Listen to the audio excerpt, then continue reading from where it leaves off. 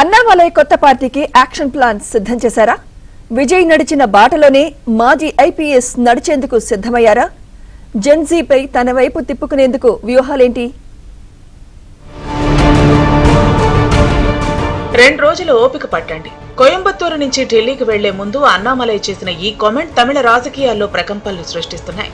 అన్నట్లుగానే ఢిల్లీకి వెళ్లిన అన్నామలై బీజేపీకి రాజీనామా చేశారు. తన రాజీనామాకు గల కారణాలను వివరిస్తూ అధిష్టానానికి 5 పేజీల లేఖను అందించారు. జాతీయ నాయకులు, బీజేపీలో పలువురు కీలక నేతలతో వరుస సమావేశాలు నిర్వహించారు. తాను వెనక్కి తగ్గేది లేదని, కొత్త పార్టీ పెట్టేది నిజమేనంటూ కుండబద్దలు కొట్టినట్లు సమాచారం. జూన్ 4వ తేదీన అన్నామలై పుట్టినరోజు సందర్భంగా కోయంబత్తూరులోని తన నివాసం వేదికగా కొత్త పార్టీ పేరు ప్రకటిస్తారని ఆయన అభిమానులు చెబుతున్నారు. కొత్త పార్టీపై తమిళ ప్రజలు సైతం ఆసక్తిగా ఎదురు చూస్తున్నారు. తమిళనాడులో ఇన్నాళ్లు డీఎంకే, అన్నాడీఎంకే ద్రవిడం పేరుతో రాజకీయాలు చేశాయి. టీవీకే పేరుతో కొత్త పార్టీ పెట్టిన హీరో విజయ్ అసెంబ్లీ ఎన్నికల్లో గ్రాండ్ విక్టరీ సాధించి ముఖ్యమంత్రి అయ్యారు. 60 ఏళ్లలో తొలిసారి ద్రవిడ పార్టీలకు కాకుండా కొత్త పార్టీని తమిళ ప్రజలు ఆశీర్వదించారు. ఇప్పుడు అన్నామలై సైతం విజయ్ ఫార్ములాతో ప్రజల్లోకి వెళ్లాలని భావిస్తున్నారు.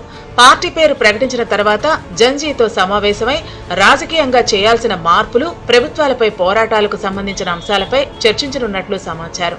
ఈ ఏడాది చివరిలో జంజీ యువతతో కలిసి తమిళనాడు వ్యాప్తంగా ప్రజా ఉద్యమాలు చేయాలని అన్నామలై వ్యూహరచనలు చేస్తున్నట్టు తెలుస్తోంది. తాము అన్నాడీఎంకే, డీఎంకేతో ఎప్పుడూ పొత్తు పెట్టుకునేది లేదని స్పష్టంగా చెబుతున్నారు అన్నామలై కుప్పస్వామి. అన్నామలై కొత్త పార్టీ పెడితే ఇప్పుడు ఏ ఎన్నికలు ఉన్నాయనే ప్రశ్నకు ఆయన అభిమానుల నుంచి భిన్నమైన సమాధానాలు వినిపిస్తున్నాయి. సీఎం విజయ్ రాజీనామా చేసిన తిరుచి ఈస్ట్తో పాటు మరో 3 అన్నాడీఎంకే ఎమ్మెల్యేలు టీవీకేలో చేరికతో ఉప ఎన్నికలు వస్తాయని చెబుతున్నారు.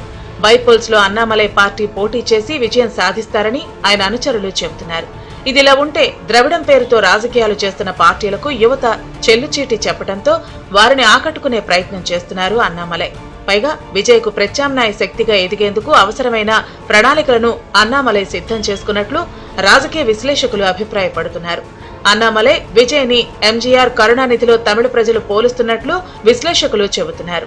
యువత టార్గెట్ గా అన్నామలై పార్టీ ఉంటుందని తమిళ రాజకీయాల్లో హాట్ టాపిక్ గా మారింది. పోలీస్ అధికారిగా పేరు ప్రఖ్యాతులు సాధించిన అన్నామలై బీజేపీలో చేరిన తర్వాత ఎన్నికల్లో పోటీ చేసి ఇప్పటి వరకు గెలవలేదు. తన వాక్చాతుర్యంతో దక్షిణాదిలో కీలక నేతగా ఎదిగారు.